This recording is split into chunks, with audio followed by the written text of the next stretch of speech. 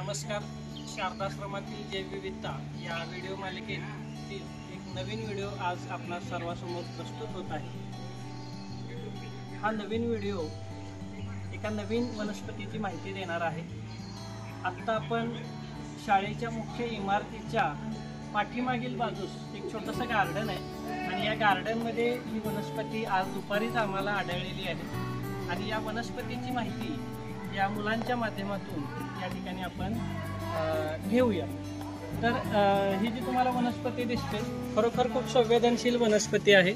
या वनस्पतीचं नाव आहे आग्या किंवा आग्याबोंड असं या वनस्पतीचं नाव आहे. या वनस्पतीची रचना पाहत असताना इथं आपल्याला दिसेल साधारणतः याची पाने मोठी आहेत आणि याचं खोड जे आहे ते तांबूस रंगाचं तुम्हाला दिसून येईल. आता या पानावरती आणि खोडावरती तुम्हाला दिसून येईल की बारीक असे केस किंवा धागे असल्यासारखे आपल्याला त्या ठिकाणी रचना दिसून येईल. आता याचा जर आपल्या त्वचेला कुठं स्पर्श झाला की त्या ठिकाणी आपल्याला खाज सुटते आणि भोंड आगी भोंड असा एक शब्द आणखी वापरला जातो. तर इथं याची भोंड तयार होण्याची प्रक्रिया सुरू होत आहे. इथं तुम्हाला दिसेल की याची भोंड निर्मितीची प्रक्रिया साधारणपणे सुरू झालेली आहे. आता ही जी वनस्पती आहे तर याची सविस्तर माहिती देखील आणखी तुमच्या प्रश्नांमधून आपण घेऊया. तर याचे शास्त्रीय नाव अर्टिका इंटरप्टा असे या वनस्पतीचे शास्त्रीय नाव आहे.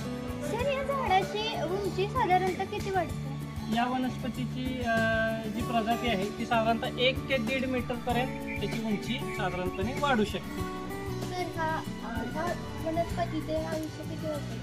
हे 1 वर्षाचं या वनस्पतीचं आयुष्य आहे. म्हणजे याचा जीवनकाल जो आहे ही वार्षिक वनस्पती आहे. म्हणजे 1 वर्ष याचं पूर्ण आयुर्मान आहे.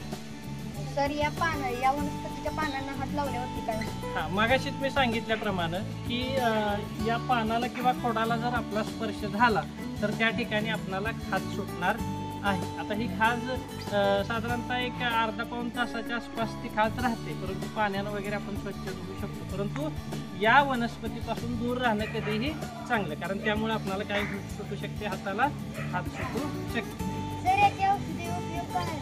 अतिशय महत्त्वाचा प्रश्न बघा या मुलीनं विचारलेला आहे. या वनस्पतीचा सगळ्यात महत्त्वाचा औषधी जो उपयोग आहे तर या वनस्पती जी आहे तर यापासून आपण त्या ठिकाणी जखमेवरती ही जखम निर्जंतुक करण्यासाठी ही जी पानं आहेत ती पानं जर आपण गोळा केली, त्याचा रस केला आणि जखमेवरती लावला तर ती जखम त्या ठिकाणी निर्जंतुक होऊ शकेल. त्याचबरोबर समजा आपल्याला तोंड आलं तर त्या ठिकाणी देखील या पानांचा रस त्या ठिकाणी आपण उपयोगात आणू शकतो. परंतु डॉक्टरी सल्ल्याशिवाय अशी कोणतीही प्रक्रिया आपण स्वतःहून करायची नाही. आपल्याला या वनस्पतीची माहिती घ्यायची होती. या वनस्पतीचं शास्त्रीय नाव काय आहे, याची पानांची रचना कशी आहे, फळाची रचना कशी आहे, ही प्राथमिक माहिती त्या ठिकाणी आपल्याला मिळणं गरजेचं आहे. खरोखर संवेदनशील वनस्पती आहे आणि आपल्या शाळेच्या जवळच आढळलेली आहे. खरोखर आपल्यासाठी ही एक काय म्हणूया आपण बायोडायव्हर्सिटी जी आपण जपलेली आहे आपल्या शाळेत त्याच्यातली ही एक उत्तम प्रजाती आहे.